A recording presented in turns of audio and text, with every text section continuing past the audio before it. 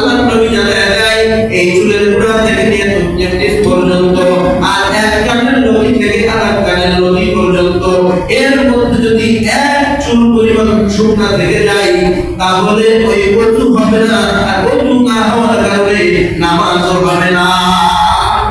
তাহলে এক নাম্বার ওযু ফরজের মধ্যে হলো সমস্ত মুখমণ্ডল ধৌত করতে হবে। আমাদের অনেকের এখান থেকে দাড়িতে দাগটা আছে, আমরা অনেকের মুখের এইটুকু ধুই, কিন্তু দাড়ির এই পাশে কানের মাঝখানে যে একাকুল পরিমাণের একটা জায়গা বাঁকা আছে, এটা কি মুখের মধ্যে পড়ে না? এজন্য এই জায়গাটা আমাদের পরিষ্কার করতে হবে, এই জায়গাটা ধুইতে হবে ভালোভাবে, মনে মনে দোয়া সুন্নাহ। দুই নাম্বার বলে ওয়াইদিয়াকুম ইলাল মারাফিক, দুই নম্বরে কেনু সহ কনুই সহ দুই হাত ধৌত করতে হবে। আল্লাহর নবী সাহাবী যখন এই কথা শুনলো, কনুই পর্যন্ত চিন্তা করতে করতে কবল পর্যন্ত হাত ধুয়ে ফেলল। তখন আল্লাহর নবী স্পষ্ট জানায় দেন যে কনুই পর্যন্ত না, কনুই সহ এই দুই হাত ধৌত করতে হবে। তিন নম্বরে বলে ওয়াকসাহু বিরুসিকুম, তোমাদের মাথা মাসে করবা। এখানে শুধু আমাদেরকে আল্লাহ তাআলা বলছে মাথা মাসে করতে হবে।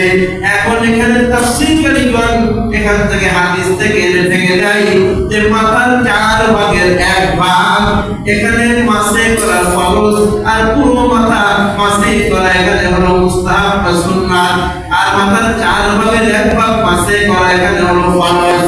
তাহলে 3 নম্বরে গেল মাথা মাসে করা। 4 নম্বরে বলে ওয়ারজুলাকুম ইলাল কাবাইন, 4 নম্বরে হলো টাকনু সহ 2 পা ধৌত করা। এখন আমাদের এই পা ধৌত ক্ষেত্রে পাটা বেশি শুকনো থাকে, কথা কি ভুল কইলাম? আমাদের পা সবচেয়ে বেশি শুকনো থাকে না?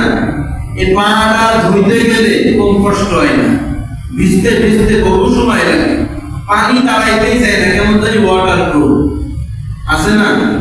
ভুল কইছি না? তাইলে এখানে সুন্নাত কি যে এই হাতের আঙ্গুলগুলো খেয়াল করতে হবে, পায়ের আঙ্গুলগুলো খেয়াল করতে হবে, এই খেয়াল করা সুন্নাত। কিন্তু এই যেহেতু এই 4টা অঙ্গের প্রতিটা অঙ্গে পানি পৌঁছানো ফরজ, এই ফরজটা করতে যেহেতু সহযোগী, তো এই সুন্নাতটাও ফরজের সমতুল্য।